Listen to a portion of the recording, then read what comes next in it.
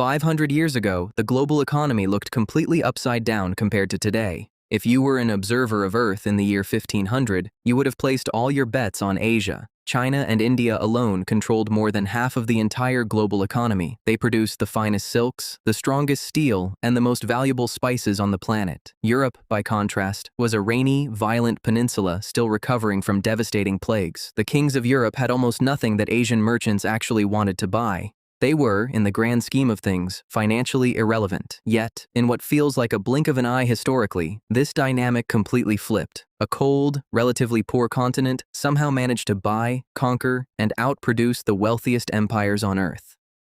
The secret to this massive reversal was not just better guns or faster ships. It was a completely new way of thinking about money. For centuries, the spice trade was the ultimate prize for any nation. Pepper, cinnamon, and nutmeg were practically worth their weight in gold. But to get them, European merchants had to travel thousands of miles through dangerous territories, paying heavy tolls to a long chain of middlemen. By the time a sack of pepper reached London or Amsterdam, the price had skyrocketed to a level only kings could afford.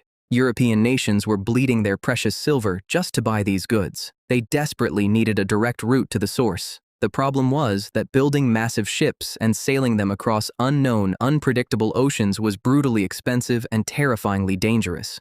One severe storm, one pirate attack, or one navigational error, and a ship would end up at the bottom of the sea. If a wealthy merchant spent his entire fortune funding a voyage and the ship sank, he was instantly ruined. The financial risk was simply too high for almost anyone to take alone. This single bottleneck kept global trade moving at a crawl. The solution that changed the world was breathtakingly simple, yet it fundamentally altered human history. It was the invention of the joint stock company.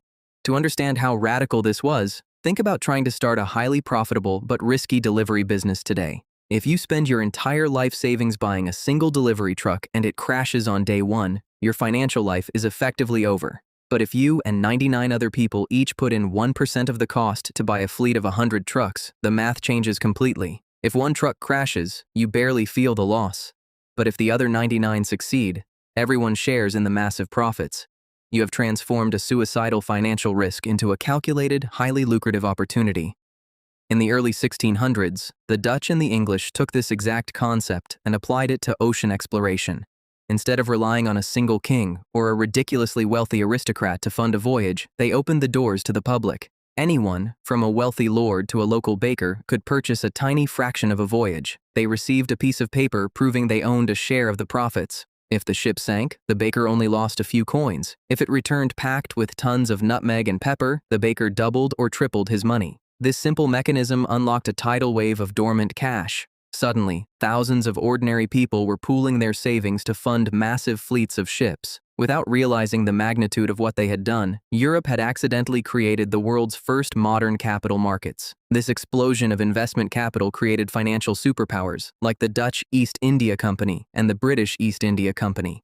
Armed with virtually unlimited funding from everyday investors back home, these companies did not just sail to Asia to trade politely. They sailed there to dominate. When they arrived in places like India and Indonesia, they used their massive pooled wealth to build impenetrable forts, hire vast private armies, and bribe local officials. They stopped acting like normal merchants and started acting like heavily armed monopolies. Think about that group of friends who bought the delivery trucks suddenly using their profits to block every road in the city, forcing everyone to use their service and setting the prices as ridiculously high as they want. That is exactly what European corporations did to the ancient spice routes.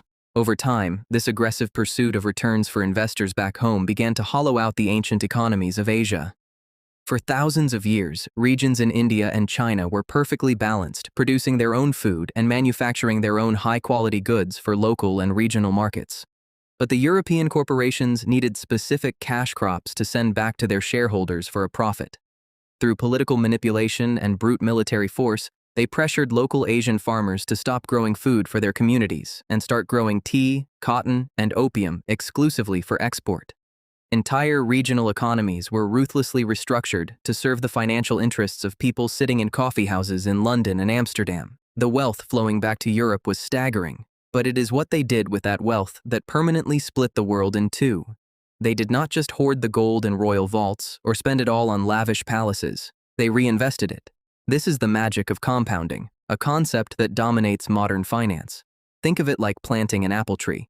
Instead of just eating all the apples right away, you eat a few and plant the seeds of the rest to grow an entire orchard. Europe planted a massive industrial orchard. The enormous profits from Asian trade were continuously pumped back into new technologies, universities, and engineering projects. They built sprawling networks of canals, laid down railways, and eventually constructed giant steam-powered factories. A single machine powered by burning coal could now do the work of 1,000 skilled weavers spinning cloth by hand. While Europe was rapidly industrializing, Asia was being actively deindustrialized. India, which had long been the world's premier exporter of beautiful, hand-woven cotton textiles, was suddenly flooded with cheap, machine-made cloth from British factories. The local artisans simply could not compete with the sheer speed and scale of European machines. The wealth generation machine that had favored Asia for millennia was now running in reverse. Vast Asian countries went from being the world's master manufacturers to simply providing cheap raw materials to feed Europe's hungry factories. They would grow the raw cotton, ship it to England at a desperately low price, and then be forced to buy back the finished shirts at a premium. The massive difference in price stayed entirely in European pockets. This brutal cycle continued for centuries, heavily tilting the scales of global wealth. The gap between the East and the West widened into a massive, seemingly unbridgeable chasm. By the early 20th century, the regions that had once controlled half the world's wealth were deeply impoverished, while a few small nations in Western Europe controlled sprawling empires that spanned the globe. The story of this Great Divergence is often told purely as a story of military conquest or geographical luck. While those factors absolutely played a vital role, the true engine of this transformation was financial. The ability to pool capital, distribute risk across thousands of people, and continuously reinvest profits gave Europe an undeniable, overwhelming advantage. They built robust financial institutions that could outspend, outbuild, and outlast any traditional empire that relied solely on a king's treasury. Today, the geopolitical map is shifting once again. Asian economies are surging at an unprecedented pace, rapidly reclaiming their historical positions as global powerhouses. But the underlying rules of the game have not changed since those first wooden ships left the docks in the 1600s. The wealth of a nation, or even an individual, rarely comes from simply having valuable resources in the ground. True, lasting wealth is generated by how efficiently you allocate capital.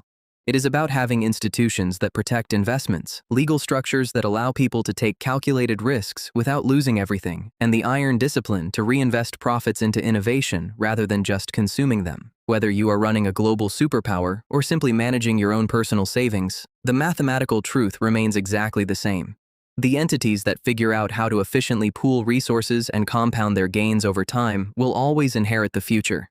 If you found this perspective on history and economics valuable, please consider subscribing to the channel. It heavily supports the creation of these documentaries and ensures you never miss a future story. I would also love to hear your perspective down in the comments. When you look at the immense wealth gap that developed between Europe and Asia over those centuries, do you think financial institutions and the invention of investment played the biggest role, or do you believe geography and military force were the true deciding factors? Let me know what you think.